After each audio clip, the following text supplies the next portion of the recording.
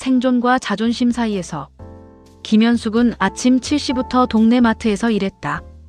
32살, 아니 동네 사람들이 부르듯 신두살이었다. 하루 종일 서서 계산을 하고 진열대를 정리하고 손님들의 짜증을 받아내는 일. 그래도 하루 7만 원이었다. 엄마, 오늘 급식비 내야 해. 중학생 딸 민지가 작은 목소리로 말했다. 현숙은 지갑을 뒤적였다. 10,000원짜리 3장이 전부였다. 전기요금 고지서가 싱크대 위에 놓여 있었고 연체 안내문이 붙어 있었다. 내일 줄게. 오늘은 괜찮아요. 친구한테 빌릴게요. 민지의 이에 있는 표정이 현숙의 가슴을 더 아프게 했다. 15살 아이가 어른처럼 눈치를 보며 사는 게 맞나. 남편은 3년 전 떠났다. 도박빚과 외박이 일상이 되고 결국 현숙이 이혼을 택했다. 그때까지만 해도 괜찮을 줄 알았다. 작은 카페에서 매니저로 일하며 민지와 둘이 살 수 있을 줄 알았다. 하지만 코로나가 왔다. 카페는 문을 닫았고 현숙은 하루아침에 길거리로 내몰렸다. 그 후로는 아르바이트를 전전했다. 편의점, 마트, 식당. 그런데 지난달부터 허리가 아팠다. 오래 서 있으면 다리가 저렸고 밤에는 잠을 이룰 수 없었다. 김현숙 씨, 미안한데 이번 주부터는 나오지 마세요. 마트 사장의 말이었다. 이유는 간단했다. 일하는 속도가 느려졌다는 것. 손님 응대도 예전만 못하다는 것. 현숙은 집으로 돌아오는 길에 아파트 게시판을 봤다. 온갖 전단지들 사이에서 한 장의 종이가 눈에 띄었다. 한남동 개인저택 가정부 구함. 주 3일 근무 월 200만 원 보장. 연락처 10-.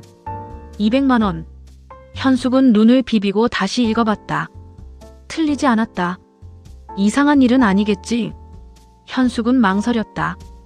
요즘 세상에 이런 조건이 있을까? 하지만 선택의 여지가 없었다. 내일까지 전기요금을 내지 못하면 전기가 끊겼다. 한남동은 현숙이 살던 세계와는 달랐다. 높은 담장 너머로 보이는 정원, 외제차들이 줄지어 서 있는 도로. 현숙은 휴대폰 속 주소를 확인하며 걸었다. 여기가 맞나? 대문 앞에 서니 다리가 떨렸다. 3층짜리 저택이었다. 정원에는 이름 모를 나무들이 심어져 있었고 분수대까지 있었다. 초인종을 누르자 곧 문이 열렸다. 60대 후반쯤 보이는 남자가 나타났다. 키가 크고 마른 체격, 회색 정장을 입고 있었다. 김현숙 씨인가요? 네, 맞습니다. 들어오세요. 김현수입니다. 현숙은 따라 들어갔다. 거실은 호텔 로비만큼 넓었다. 가죽 소파, 대리석 테이블, 벽에 걸린 그림들. 모든 것이 현숙에게는 낯선 세계였다. 앉으세요. 김현수는 현숙 맞은편에 앉았다. 표정은 무뚝뚝했지만 눈빛은 예상보다 따뜻했다. 일은 간단합니다. 청소, 빨래, 식사 준비. 주 3일, 오전 9시부터 오후 6시까지. 네, 알겠습니다. 그런데 김현수가 잠시 말을 멈췄다. 뭔가 말하기 어려운 것이 있는 듯했다. 다른 조건이 하나 더 있습니다. 현숙의 심장이 빨라졌다. 역시 뭔가 이상한 일이었나. 한 달에 4번 정도 저와 함께 시간을 보내주시면 됩니다. 식사를 하거나 산책을 하거나 그런 정도입니다. 그게 전부인가요? 네. 그 대가로 월급을 1,000만 원으로 올려드리겠습니다. 현숙은 숨이 막혔다. 1,000만 원. 1년이면 억이 넘는 돈이었다. 민지의 학비, 생활비, 의료비. 모든 것이 해결될 수 있는 돈. 하지만 뭔가 이상했다. 단순히 식사하고 산책하는 것으로 그런 돈을 받는다는 게 말이 되나? 생각해보시고 내일 연락주세요. 김현수가 명함을 건넸다. 현숙은 떨리는 손으로 받았다. 그런데 왜 저를 선택하신 건가요? 김현수가 잠시 생각하더니 대답했다. 외로워서요. 나이 들어 혼자 사는 것이 생각보다 힘드네요. 집으로 돌아온 현숙은 밤새 잠을 이룰 수 없었다. 민지는 책상에 앉아 숙제를 하고 있었다. 형광등 불빛 아래 앉은 딸의 모습을 보니 가슴이 아팠다. 민지야. 네. 만약 엄마가 다른 일을 하게 되면 어떨까? 무슨 일인데요? 현숙은 어떻게 설명해야 할지 몰랐다. 사실 자신도 김현수의 제안이 정확히 무엇을 의미하는지 확신할 수 없었다. 그냥 조금 특별한 일이야. 돈 많이 주는 일이에요. 현숙은 고개를 끄덕였다. 그럼 하세요. 엄마가 아픈 거 저도 알아요. 허리 아프시잖아요. 민지의 말에 현숙은 놀랐다. 아이 앞에서 아픈 내색을 하지 않으려 했는데 다 알고 있었던 것이다. 그리고 엄마, 저 고등학교 가면 미국으로 유학 가고 싶어요. 유학? 영어 선생님이 그러는데 제가 언어 쪽에 재능이 있대요. 미국에서 공부하면 좋을 것 같다고. 현숙은 말문이 막혔다. 유학 비용이 얼마인지 알고 있었다. 1년에 몇 천만 원씩 들어가는 돈. 현재의 현숙으로서는 꿈도 꿀 수 없는 일이었다. 하지만 김현수의 제안을 받는다면. 다음 날 아침 현숙은 김현수에게 전화를 걸었다. 할게요. 김현수의 집에서 일한 지 한 달이 지났다. 생각했던 것보다 일은 어렵지 않았다. 집은 넓었지만 김현수 혼자 살기 때문에 청소할 곳이 많지 않았다.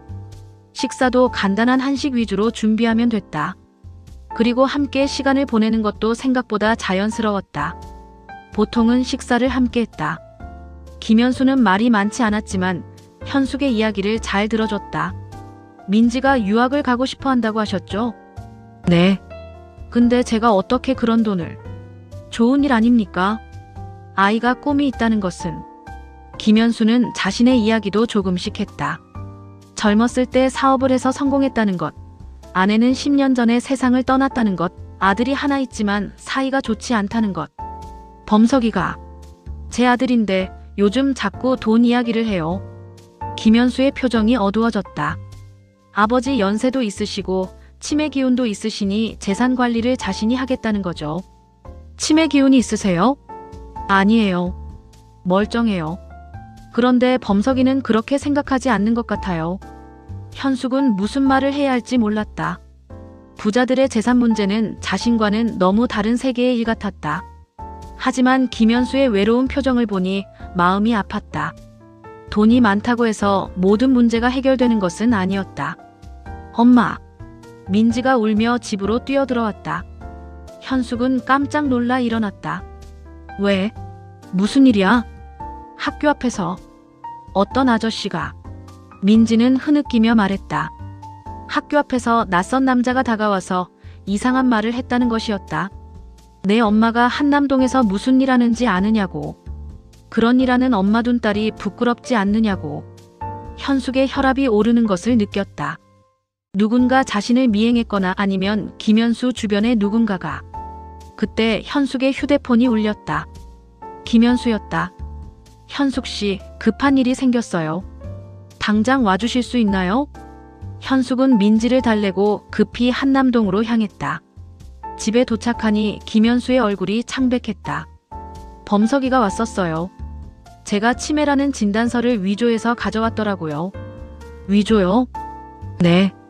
그리고 현숙 씨 일까지 문제 삼더군요.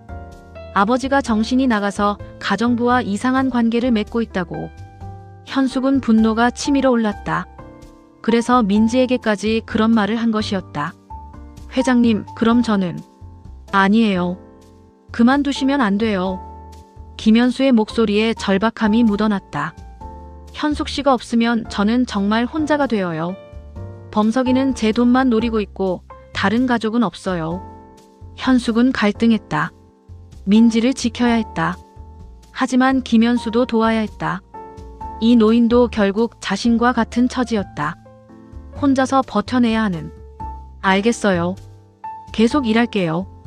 하지만 제 딸한테는 손 떼지 못하게 해주세요. 김현수의 눈에 안도의 빛이 스쳤다. 고맙습니다. 범석이 문제는 제가 해결하겠어요. 다음 날 현숙은 민지와 함께 김현수의 집을 방문했다. 민지에게 진실을 말하기로 했다. 민지야, 엄마가 일하는 곳이야. 민지는 집의 규모에 놀란 듯했다.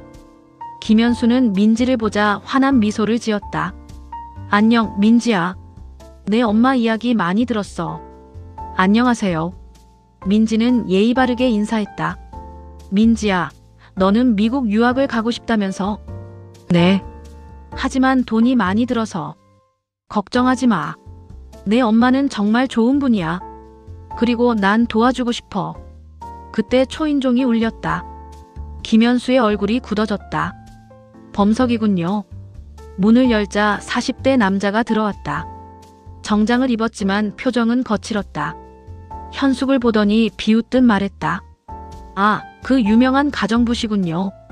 아버지를 꼬신 분. 범석아. 김현수가 화를 냈지만 범석은 신경 쓰지 않았다.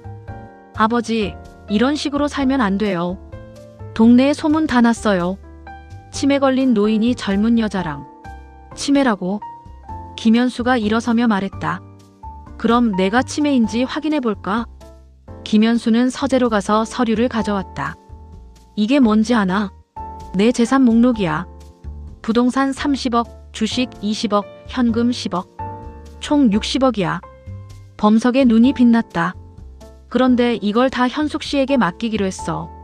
뭐라고요? 현숙도 깜짝 놀랐다. 그런 이야기를 들은 적이 없었다. 농담이에요. 하지만 범석아, 너는 내가 치매에 걸리기만을 기다리고 있잖아. 그래서 내 재산을 차지하려고. 그게 아니에요, 아버지. 그럼 증명해봐. 앞으로 6개월 동안 나를 찾아오지 마. 내가 정말 치매에 걸리나 확인해보자. 범석은 할 말을 잃고 그냥 나가버렸다. 그날 이후 김현수는 변했다. 더 밝아졌고 현숙과 민지에게 더 많은 관심을 보였다. 민지의 유학 준비도 적극적으로 도와줬다. 현숙 씨, 제안이 하나 있어요. 어느 날 저녁 김현수가 말했다.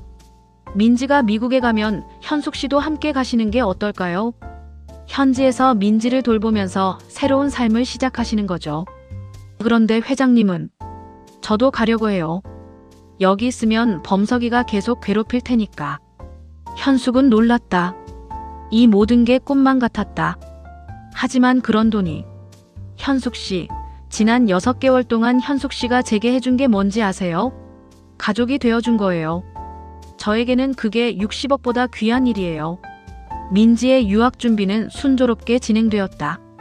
어학원도 다니고 서류도 준비했다. 현숙도 기초 영어 회화를 배우기 시작했다. 범석은 더 이상 나타나지 않았다. 아마 아버지가 정말 치매가 아니라는 것을 깨달았을 것이다. 인천공항. 현숙은 민지의 손을 잡고 서 있었다. 김현수도 함께였다. 세 사람은 같은 비행기를 타고 미국으로 향할 예정이었다. 엄마, 정말 꿈 같아요. 민지가 말했다. 나도 꿈 같아. 현숙이 대답했다. 1년 전만 해도 상상할 수 없었던 일이었다. 전기요금 걱정을 하던 자신이 딸과 함께 미국 유학을 간다니. 현숙 씨.